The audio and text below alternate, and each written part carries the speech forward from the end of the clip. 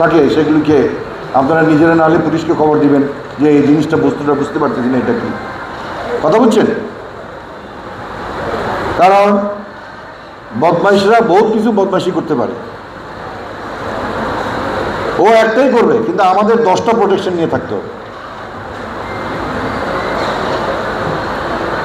এই জন্য আমি বলবো প্রত্যেক জায়গায়, সেটা সার্বজনীন পূজা মণ্ডপ হোক আর ব্যক্তিগত হোক, যেটাই হোক, আপনারা নিজেরা একটুখানি একটু সচেষ্ট হবে।